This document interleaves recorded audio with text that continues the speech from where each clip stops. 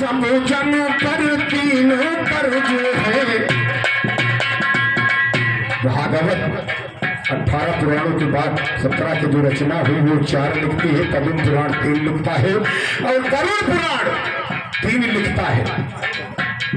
ये 3 कर ध्यान में हम सब जन पर तीनों पर जो है कर दे अता ये पुत्र का फर्ज है। लेकिन ये जो क्रिया आज हो रही है इसको अदा करने का केवल हक है तो पुत्र को। यदि पुत्र नहीं है तो घर का परिवार का कोई भी सदस्य क्रिया बैठ सकता है। यहां तक है कि अगर हमारे परिवार में कोई नहीं तो गांव का मुखिया प्रधान क्रिया बैठ जाए। यदि प्रधान भी गांव को नहीं साथ देता है तो मुख्यमंत्री प्रधानमंत्री बैठ जाए क्रिया। और जिसकी क्रिया कपाल नहीं होती उसकी सतगति कभी नहीं होती। जरा ध्यान दें आप लोग, उसको प्रेतायुन झेलना ही झेलना है क्योंकि उसकी क्रिया गति नहीं हुई है। ध्यान देते जाए आप लोग, क्योंकि हमारे बीच हमारे राम प्रताप बाबू बैठे, हमारे निगाह में खारा करने के लिए जल्दी हम लोग हम सब जन पर तीन कर्ज है, जन पर तीन कर्ज है करते यदा ये पुत्र का फर्ज। यही कारण हो अवतार ठेकान नहीं पल भर का भैया।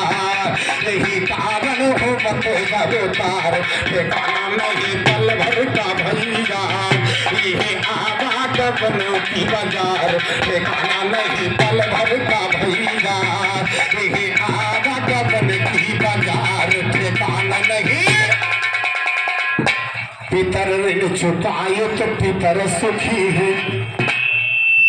आप लोग मुझिया के पीछे बैठे हैं किसी महान भाव के, शायद कोई ग्राम सभा खाली हो जिस परिवार में पुत्र नहीं होगा, कन्या होगी, और हम 10 भाई होंगे और 10 भाई में 9 के कोई पुत्र नहीं होगा और एक भाई के बच्चा होगा खैर, तो आप 9 लोग जो जिनके पुत्र नहीं है सभी पुत्रवान हैं।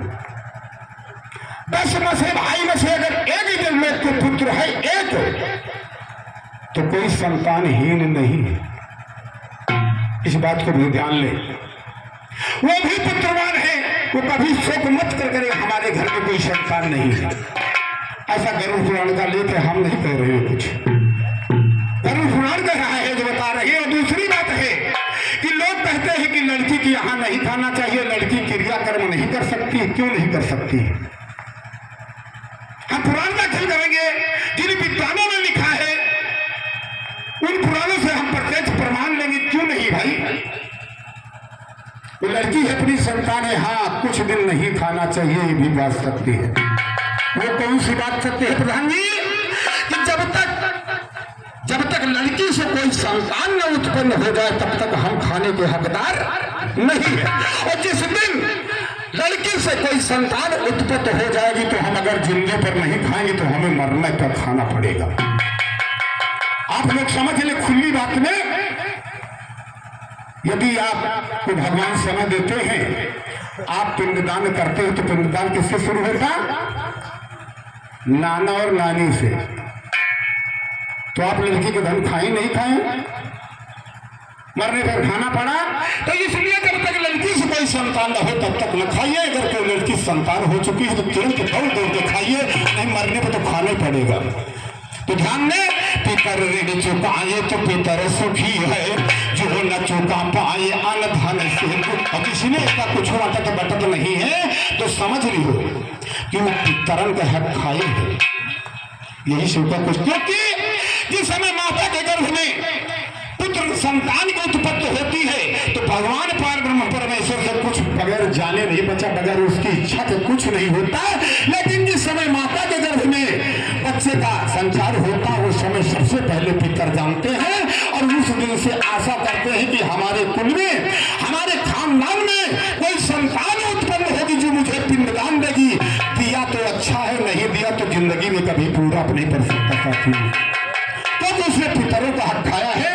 तो पितर ऋण चुकाए तो पितर सुखी है, जो न चुका पाया अन धन से दुखी है। तो भोग भोग साथ परिवार ठिकाना नहीं पल भर का भैया।